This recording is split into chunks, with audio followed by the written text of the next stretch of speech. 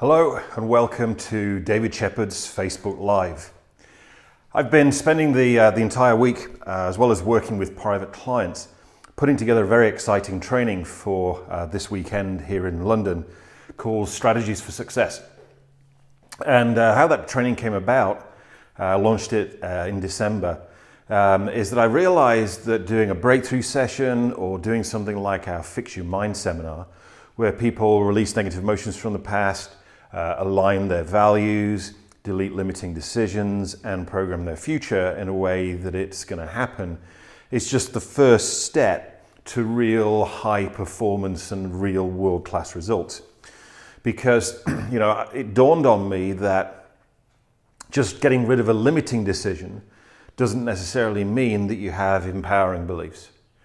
The negative emotions and limiting beliefs, getting rid of those enables somebody to behave in a different way. But if they don't know what those behaviors are, if they don't have those strategies installed within their unconscious mind, then it's not going to make any difference. So what I did was I put together a weekend seminar where we're going to look at 4 areas of life: money and wealth, health and fitness, relationships, and business and career, and spend around about half a day on each one. And it's been a little bit like a bit of a modeling project as far as, I went to look at what people who create absolutely outstanding results in those particular areas, what they know that other people don't know, what they believe that other people don't believe, what they do that other people don't do. And so that's built up to around about half day for wealth, finance, half a day for health and fitness, half a day for relationships, and half a day for business and career. And we're going to be working with a team of people this weekend. Very, very exciting. It's the first time that we've done this training, and it's the only one that we're going to be doing this year. If you want to join us for that, then be quick. You can call the office tomorrow, and we've still got some available space in the room for a few more people. Since that was uppermost in my mind this week, and also since yesterday was Valentine's Day, I thought I'd give you a little bit of a sneak peek into what we're covering in that training. And so I thought what I would do is do a real brief overview, because obviously I've got like 25 minutes rather than half a day, on the relationships part. And about relationships, I'm talking there about intimate relationships, husband, wife, boyfriend, girlfriend relationships. And how do we make those work? Now, obviously, what we want to do first is get rid of negative emotions from previous relationships, align our values, get rid of values conflicts in our relationship values hierarchy, and also get rid of any limiting beliefs or limiting decisions that we might have about not being able to create our relationships well. Then there's the strategies that will enable us to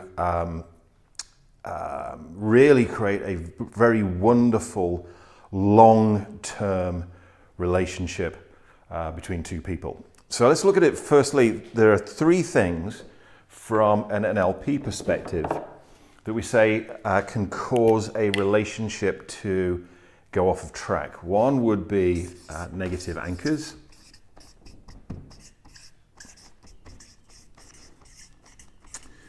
The other would be unfulfilled strategies. The third would be unfulfilled values. And then stepping out of the area of NLP for a while, because I did say that this was going to be more, this year would be significantly more integrated by bringing in other things besides NLP. If we were to look at the area of Huna, then the thing that should be outside of the scope of NLP, but I think is really important, maybe this is one of my values, in fact I know it is energy. Energy in a relationship, because really the energy of the relationship means whether the relationship is alive or whether it's dead, you know, if we think about it that far. So I want to very briefly give you some heads up on this, point you in some directions where you might be able to pick up some more detailed information than I've got time for this evening. So let's talk about negative anchors first. So anchor is an NLP term. It's essentially based upon the work of Pavlov and stimulus response patterns. If you know the study that he did with the dogs and the steak and the tuning fork, gives the steak to the dog, it salivates, rings the tuning fork, does that a number of times to condition the stimulus response pattern into the dog's neurology. Then he found he could ring the tuning fork, bing, and without there being a steak there, the dog would salivate. So what you got is the sound of the tuning fork and the state of salivation were linked together inside the dog's neurology. And we, as human beings, our nervous system is exactly the same as a dog's nervous system. So what we're doing when we're in a certain heightened state, whether that be a positive state or a negative state, is our nervous system is scanning through the millions of bits of information that's coming in every single second of the day and finding something that's unique. And so that it literally goes, okay, the reason I'm feeling this at this particular point in time is because of this unique stimulus, whether it's something you're seeing, hearing, smelling, tasting, sense of touch, etc., and they become linked. Yep. So then when that stimulus is there, it fires it off and we automatically go into that state. That's the way our nervous system works. And you know, there's nothing that we can do about that. Our nervous system works that way, and we're creating either negative anchors, we're creating anchors to negative states, and we're creating positive anchors where that's linking particular stimuli to positive states.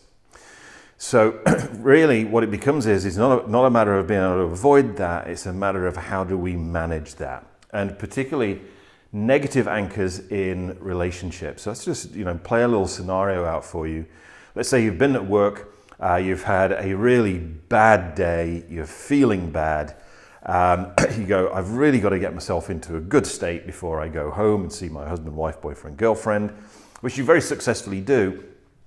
And you walk through the door, and even though they're not trained in NLP state elicitation techniques, they do a perfect state elicitation, and they say, how was your day, dear? And immediately you're into the negative state. Whilst you're looking at them, whilst you're hearing their voice, maybe they're hugging you, maybe you're smelling their perfume, etc., and that creates an anchor. Now also in NLP, we have the idea of stacked anchors, where we stack multiple incidences of either the same state or different states onto the same anchor, onto the same stimulus.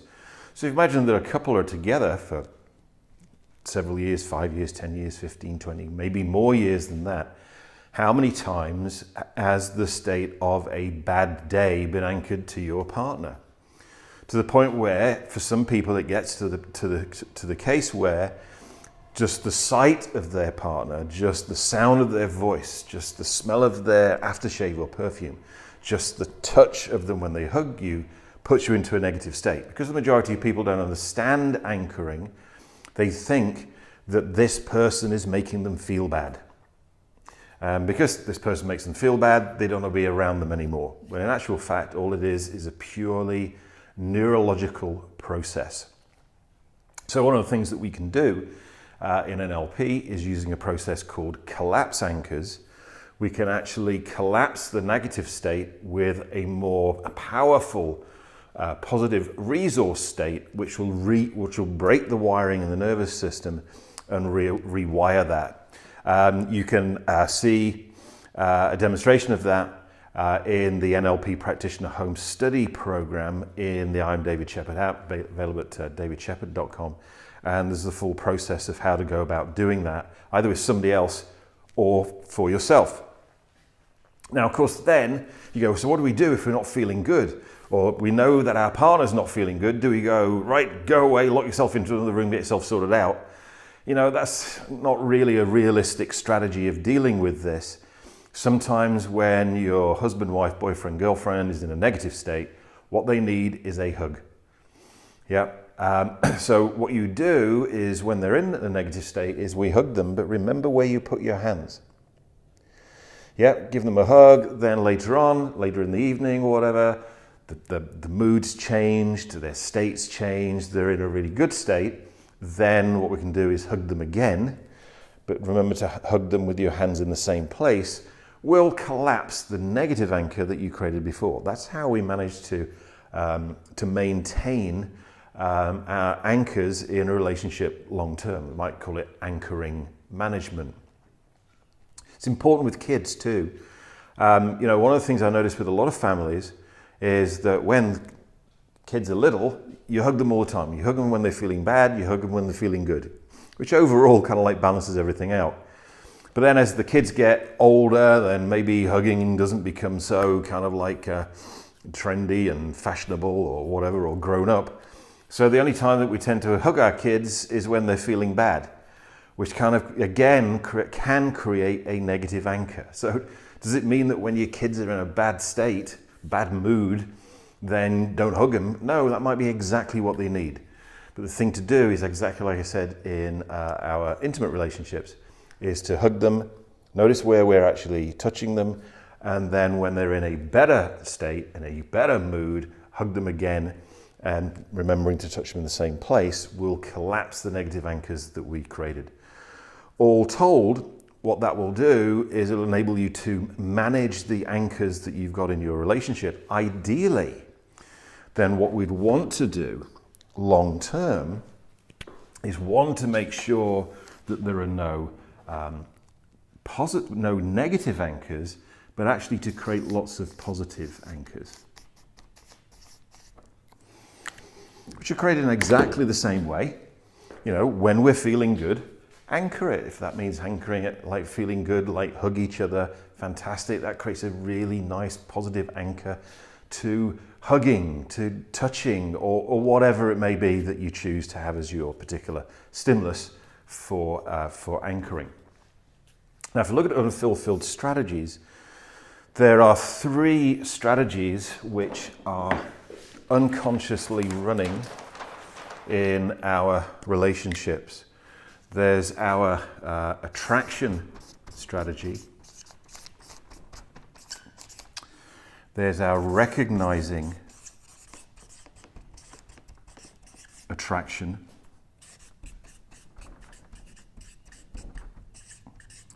Strategy, and there's our deep love.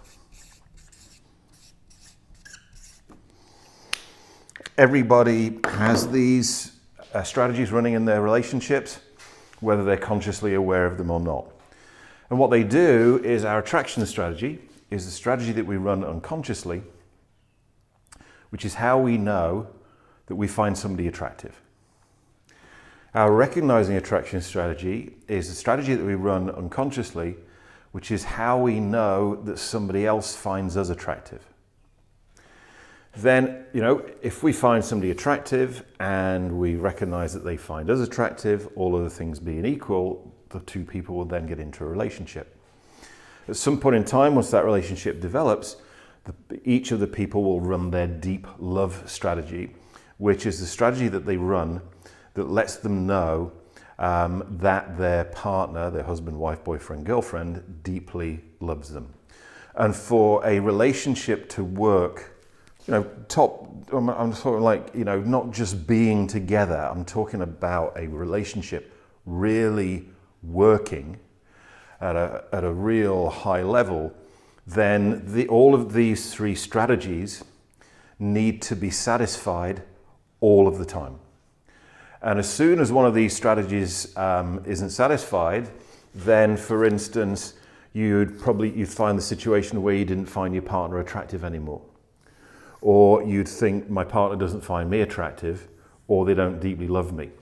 Not a great base for a great, long-term, happy relationship. So you'll notice that to be able to find these is quite simple, is because all you need to do is ask, how do you know somebody's attractive? How do you know that somebody finds you attractive? How do you know that you're deeply loved? And these two, well, I'm talking about generalizations now. I'm very massively simplifying things to make it usable in your everyday life, in your everyday relationship. These will tend to have, these two here, will tend to have maybe 3 to 4 steps that will be built up out of something that you see, something that you hear, something that you feel, or something that you say to yourself in a particular order and sequence. The deep love strategy is unique in that it only has one step. And it's either visual, auditory, or kinesthetic. So, you know, how you work this out, one is you work it out for yourself. So think, you know, ask yourself the question, how do I know that someone's attractive? Is it something that I see? Is it something that I hear? Is it something that I feel? Is it a sense that I get? Then if you go like, yes, it's something that I see. Brilliant, okay. So then what's the very next thing that has to happen for you to know that somebody's attractive? Maybe then what you've got is, you go, it's a feeling inside that I get. Yeah. Then what's the very next thing that has to happen for you to know that they find you attractive? It might be that you say something to yourself, oh wow, they're attractive. And so there you've got a 3-step strategy. It's a visual, seeing the person, getting a feeling inside of yourself, and then something that you say to yourself, which goes, right, I know that person's attractive. And similarly for recognizing attraction. This one, a little bit simpler, with deep love, it's just a matter of saying, how do you know that you're deeply loved? Is it absolutely necessary for you to be taken places, bought things, or looked at in a particular way? Or spoken to with a certain tone of voice, or a certain phrase, or certain words? Or touched in a certain place or a certain way? And what you'll find is that there's one of those that if it was not there, you'd have doubts as to whether the person deeply loved you or not. So how would you use this in a strategic way, if you like, a behavioral way in our relationships, is that once we're in an established relationship with somebody and we want to make it long-term, we really want to make it work, then what we'd want to know is we want to discover what each other's strategies are. And then commit to each other to satisfy each other's relationship strategies. So that long-term, your partner would always find you attractive. They would know that you found them attractive, and they would know that you deeply loved them. Plus, some really nice positive anchors when you're around each other. Now we're starting to get into a place where this relationship can really fly. Now, the next step, and this really ties into my Facebook Live last week when we talked about values alignment in corporate teams. If you remember that, if you saw that, if you didn't see that, go back and watch that. Because it's exactly the same in a relationship as it is in corporate teams. The only difference is obviously it's a team of 2. So what we're looking for here is so that we know, and I'm assuming as well at this point in time, because this is a relationship they really want to work, that, you know, we've done something like Fix Your Mind, we've done something like a breakthrough session, so that each of the people have let go of their negative emotions from previous relationships. They've got rid of any values conflicts that there might be in their relationship values, and they've got rid of any limiting decisions, any limiting beliefs that they have about relationships, and they have joint compelling goals. That's all in place. Now we're looking at what can we do on a behavioral point of view to make this work. We want to know what each other's relationship values are.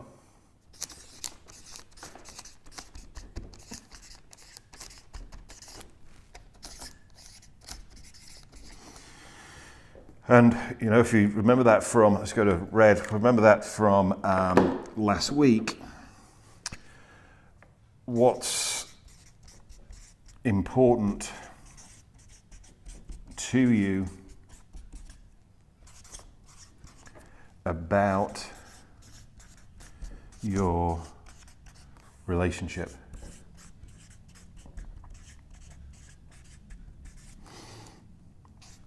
I probably want to get I want to get the top 4 or 5 values in a hierarchy. Then also, just like we talked about last week, then I would also want to know what each of those values means. As in, what does love mean to you? What does fulfillment mean to you? What does trust mean to you? And then also, I'd want to know what the evidence criteria for those values are, which, just a refresher from last week. So how do you know that you have love in a relationship? How do you know that you have trust in a relationship? What has to happen?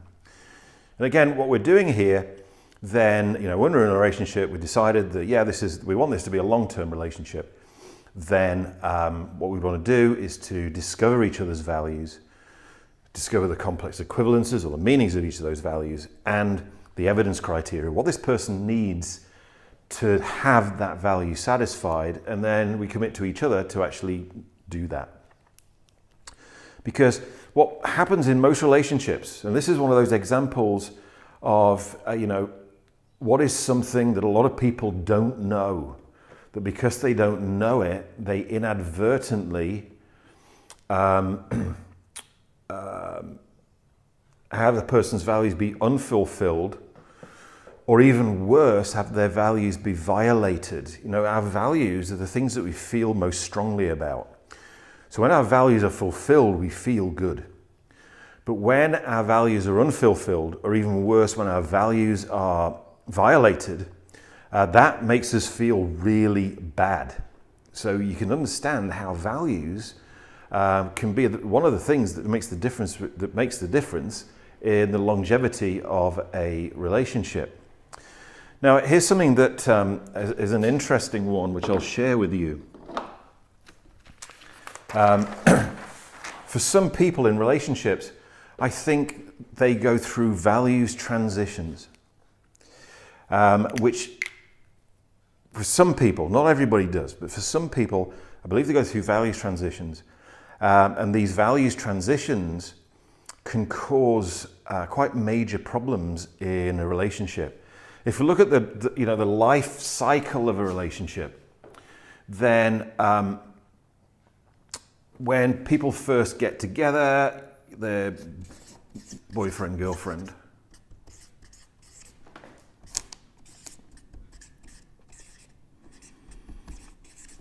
And if you like, girl Friday, there we go, girl Friday. And they have their kind of like boyfriend, girlfriend values running. But then let's say they decide that they're going to be long term. So, they get married. I'm putting that in inverted commas because they might not actually get married. They might just decide that they're going to live together. And what can happen for some people at that point in time is a different values hierarchy kicks in. Then it's, now I'm going to use that word here, but I'm using it as a symbol rather than literal. Is what happens is, rather than boyfriend-girlfriend values, it's now husband-wife values. Now, if those values are very, very different from each other, this could explain why you hear sometimes people go, he's just not the person I thought he was. It's almost like when we got married, she changed. Maybe it's actually moving from one values hierarchy to another values hierarchy. Then, let's say kids come along, and now the couple are running family values rather than marriage values. So a whole series of different things become important at this point in time. Now, none of these are necessarily a problem, as long as we're aware of them and they work for us. Now, again, from a life cycle of a relationship point of view, there's a certain point in time where the kids leave home. And now you've reverted back to this situation where it's just the couple once again for the first time in maybe 20 or more years. And if they don't successfully move from those values to those values, then they may have a situation where they don't know why they're together. And again, this is something that the majority of people just don't know about. Whereas when you know about it, then you can do something about it. Yeah, you can make changes to it. So that's a brief synopsis of the kind of stuff that we're going to be doing this weekend in Strategies for Success. The strategy stuff is in the practitioner home study too, and the value stuff in more detail, including a demonstration of eliciting relationship values, is in the personality matrix in the NLP certification programs. But now this is obviously this is stuff we're going to be going in a lot more detail and doing exercises on over this weekend in Strategies for Success. But now let's just look at this notion of energy in a relationship, because it's that energy that gives it life. Now, obviously, this doesn't fall into the area of NLP, and we talked about that as to an idea why energy is not mentioned in NLP when it's something which is so obviously in existence and also something which is important. But what we've got here with two people who are in a relationship, and for the demonstration purpose, I'm going to say we've got one male and one female, though in actual fact, the same situation from an energetic point of view is exactly the same in same-sex relationships, male-male, female-female. It's the same thing. And what there is, which is what's drawn the two people together in the first place, is a polarity. Can't get the top off of that one. I can't get the top off that one out. Is a polarity. A bit like the poles of a battery. If you look at a pen-light battery, it's got a positive pole and it's got a negative pole. Yeah. And it's important that when we look at this, it's not like positive as in good and negative as in bad. It's not like, okay, so the bottom of the battery is the bad end and the top end of the battery is the good end. It's just a polarity, a positive polarity and a negative polarity. That's the meaning of it from an energetic point of view and also from a electrical point of view. And what we've got in a typical male-female relationship here is that we've got men are positive pole in the head and negative pole in the genitals. So that's like a battery. And the female is the other way up, negative pole in the head and positive pole in the genitals, or the second chakra. And it's that polarity that creates the energy in the relationship, creates the spark in the relationship, and creates the life in the relationship. If we've got male-male, female-female, then what you'll find is that if it's male-male, then one of the males will have that polarity configuration and one of the males will have this. Because all of us have both of these poles in our bodies anyway. And that's how male relationships and female relationships can work. There can be an attraction, a sexual attraction there. It's the same mechanism that takes place. Now, what a lot of people experience over time is that there's two things. There's the polarity and there's the potential. As in, there's the polarity of the electricity and the potential, as in the amount of voltage, if you like, the amount of the energy. And what we want in a long-term relationship is an increasing potential and a maintenance of the polarity. But sometimes what happens in relationships, and this is something that we teach more in Huna, because it relates to the 5 elements, particularly the negative pole here is the fire element, and the positive pole here is the water element. Essentially, if we don't know how the elements work, then what can happen is we can collapse the polarity between the two people. And we hear this, in people's language. They say, have you heard people go, say, how's it going? Oh, well, the honeymoon period's over. I think we all know what that means. Or, the fire's gone out.